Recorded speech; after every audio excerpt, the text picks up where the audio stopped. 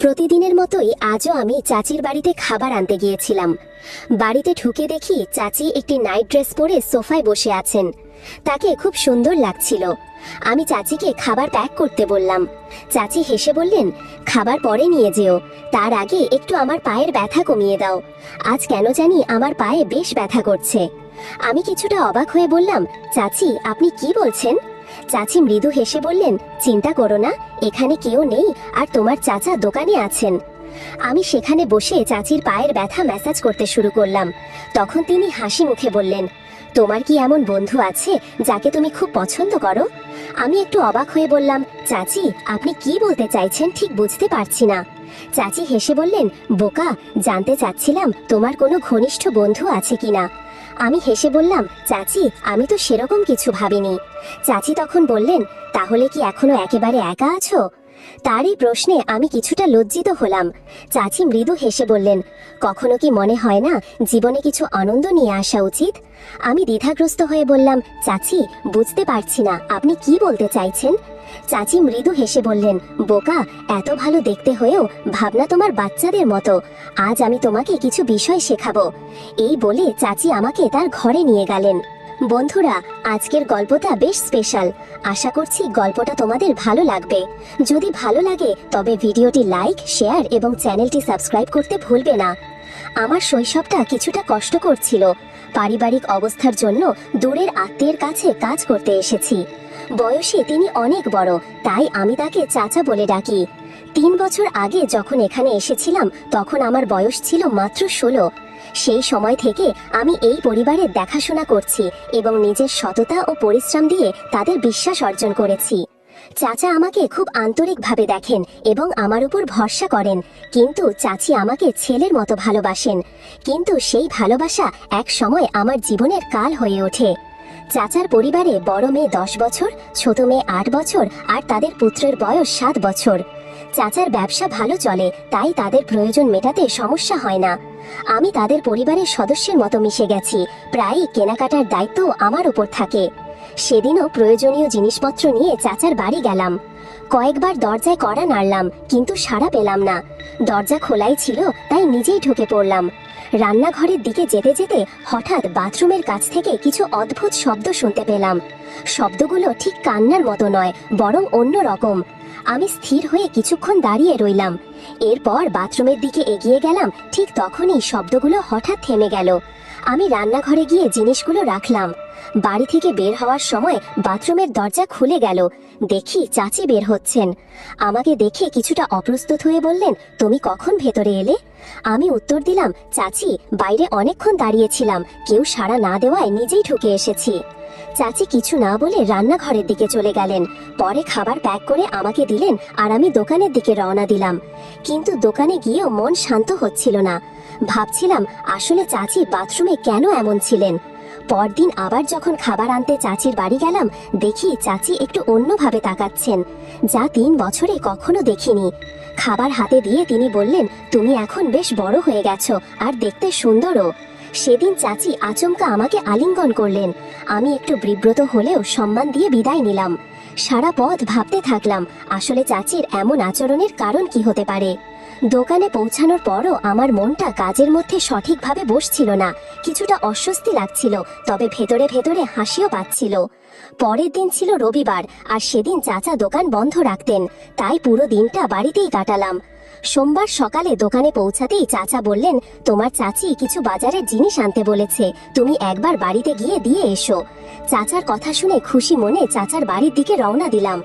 বাড়িতে গিয়ে দরজায় কড়া নাড়লাম আর অপেক্ষা করতে লাগলাম। চাচি দরজা খুললেন, কারণ তার বাচ্চারা তখন স্কুলে গেছে। আমাকে দেখে বললেন, ভেতরে আসো। আমি ঘরে ঢুকলাম আর তিনি দরজা বন্ধ করে ভেতরের ঘরের দিকে চলে গেলেন। তবে আমি বারান্দায় দাঁড়িয়ে রইলাম। কিছুক্ষণ পর চাচি আমায় ডেকে বললেন, ওখানে দাঁড়িয়ে আছো কেন, ভেতরে আসো। তার কথা মতো আমি ঘরে ঢুকে গেলাম। প্রথমে তিনি একটু হাসলেন, তারপর বললেন, তুমি বসো, আমি এক্ষুনি আসছি বলে বাইরে চলে গেলেন। কিছুক্ষণ পর তিনি 2 কাপ চা হাতে নিয়ে ঘরে ফিরলেন এবং 1 কাপ আমার দিকে বাড়িয়ে দিলেন। আমি বললাম, চাচি এত কষ্ট করার কি দরকার ছিল? চাচি হেসে বললেন, চা খেয়ে নাও, সকালের দিকে কিছু শক্তি দরকার হবে তোমার।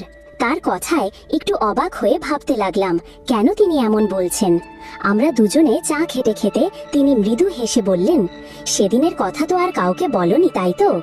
আমি বুঝতে পারলেও ভান করলাম কিছু বুঝিনি। বললাম, কোন কথা বলছেন চাচি?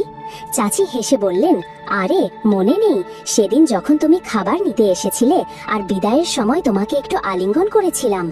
আমি বললাম, হ্যাঁ চাচি মনে আছে, তবে এটা তো এমন কিছু নয় যা অন্য কাউকে বলার প্রয়োজন হবে, আর আমি এটা নিয়ে কিছু ভাবিনি।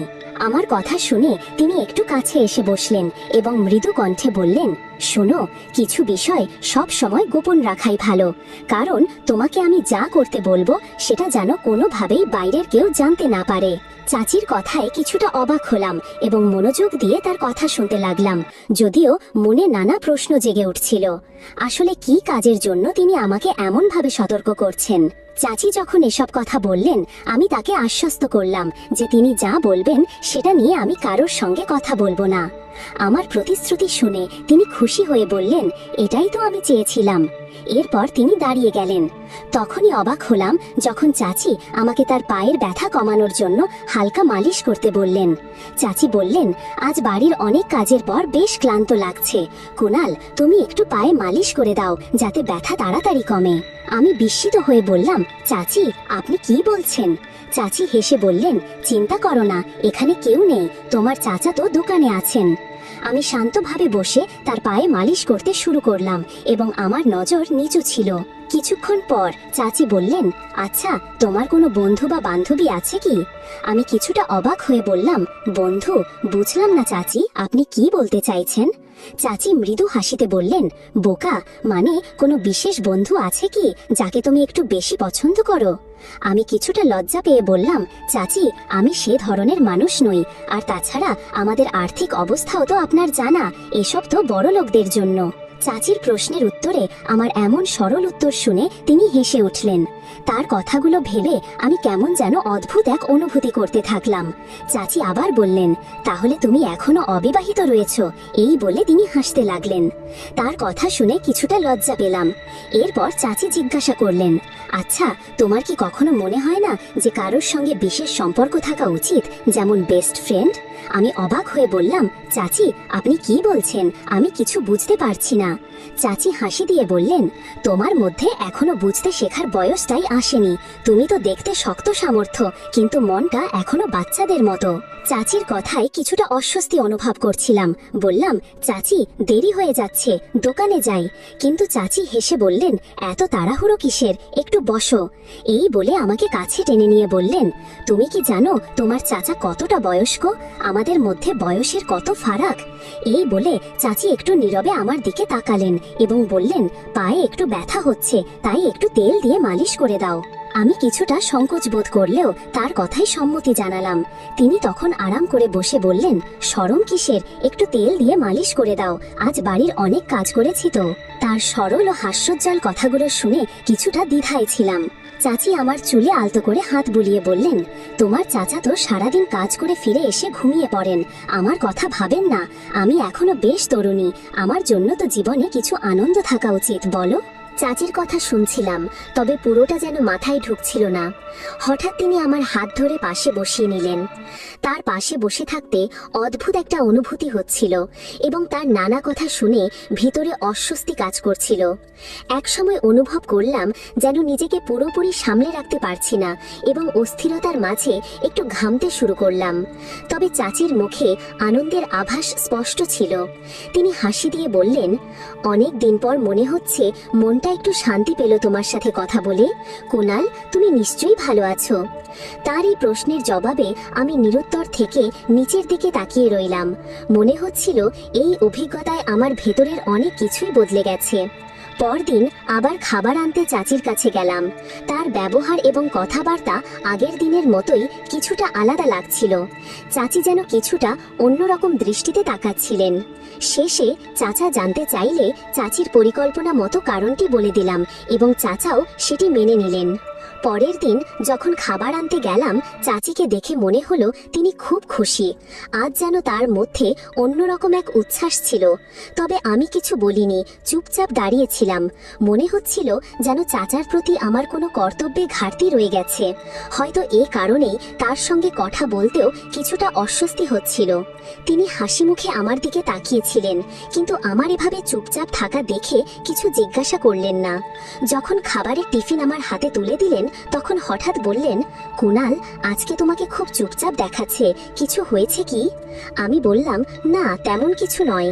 তখন চাচি হেসে বললেন, কাল তুমি যে ভালোবাসা দিয়েছো তার জন্য আমি খুবই কৃতজ্ঞ। শুধু আমাদের একে অপরের প্রয়োজনের দিকে খেয়াল রাখতে হবে। এই কথা বলে তিনি আমার পকেটে 1000 টাকার একটি নোট ঢুকিয়ে দিলেন। আমি বিস্মিত হয়ে তার দিকে তাকালাম। তিনি বললেন, আমরা দুজনেই একে অপরের খেয়াল রাখবো, অন্য কোনো চিন্তা মাথায় আসতে দেব না। তুমি বুঝতে পারছো তো আমি কি বলতে চাই? তার কথার গভীরতা না বুঝেই আমি মাথা নেড়ে সম্মতি জানালাম। চাচি আবারও শান্তভাবে আমার দিকে তাকিয়ে থাকলেন।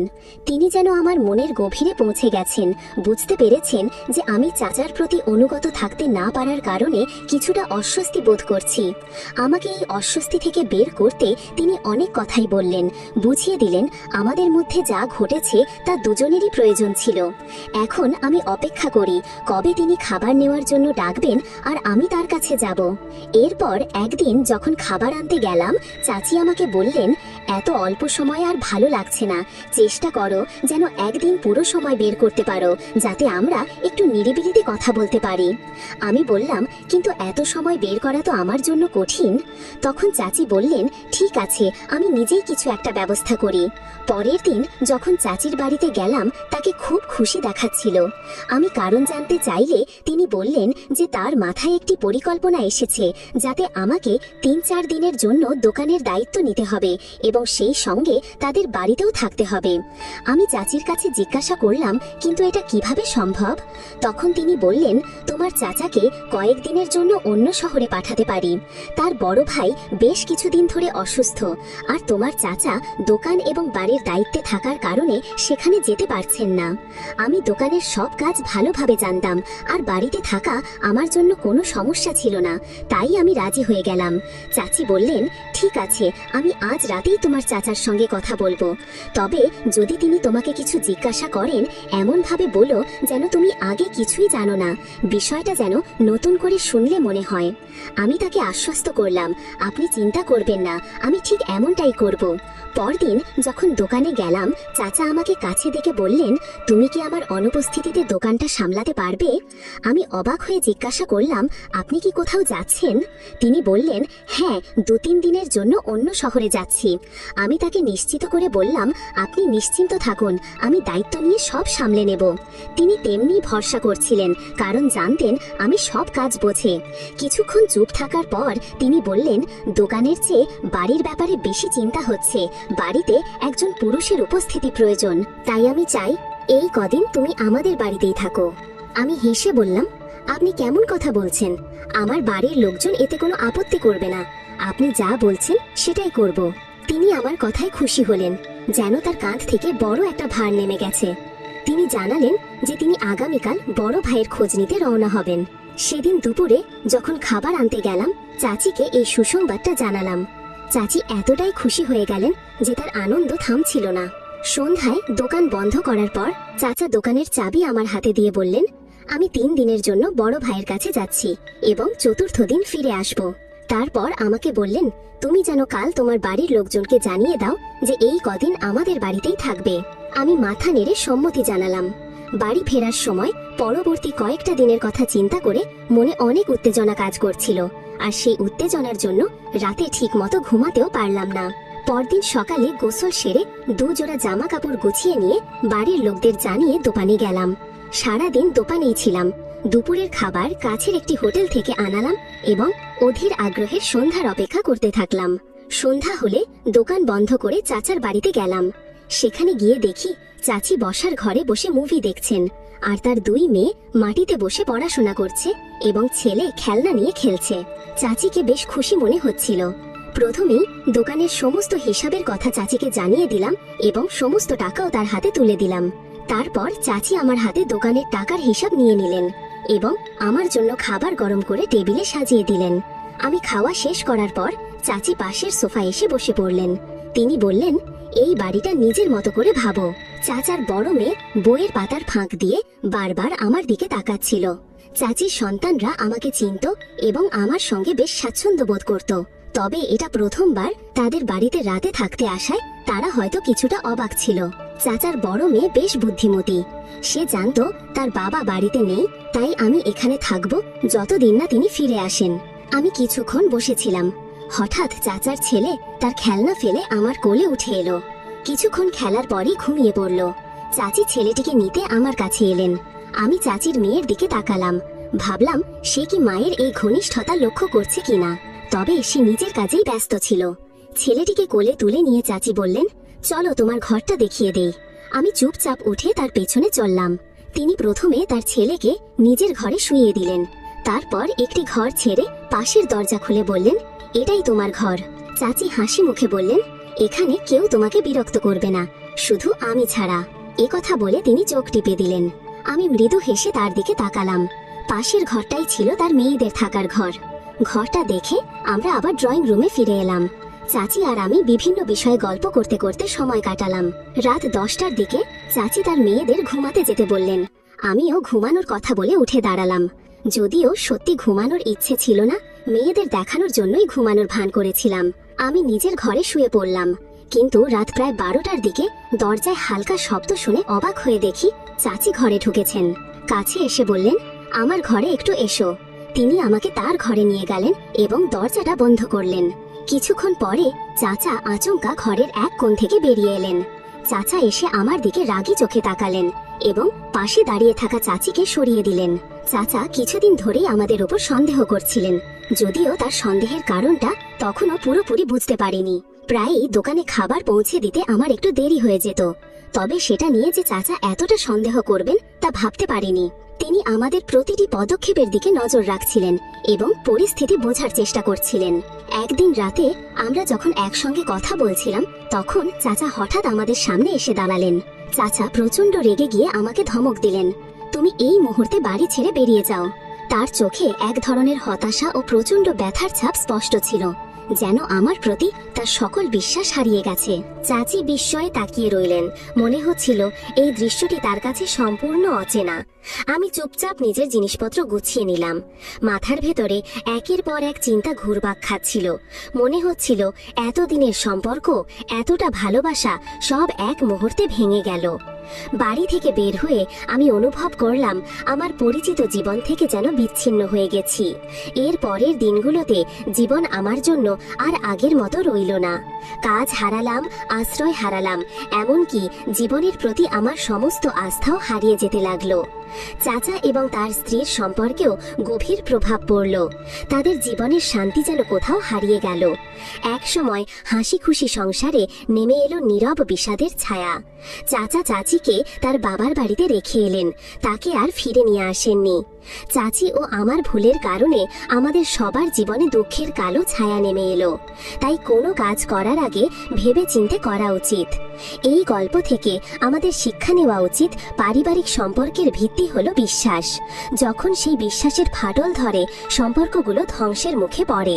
আমাদের উচিত পারিবারিক ও ঘনিষ্ঠ সম্পর্কগুলিকে যত্নে রক্ষা করা এবং এমন কোনো কাজ এড়ানো যা এই সম্পর্কগুলিকে আঘাত করতে পারে। আমাদের প্রতিটি কাজ এবং আচরণের স্বচ্ছ থাকা উচিত। যদি আমরা গোপনীয়তা বজায় রেখে চলি বা সত্য লুকাই, তবে তা অবশেষে সম্পর্ক এবং আমাদের ব্যক্তিগত জীবনকে ক্ষতিগ্রস্ত করতে পারে।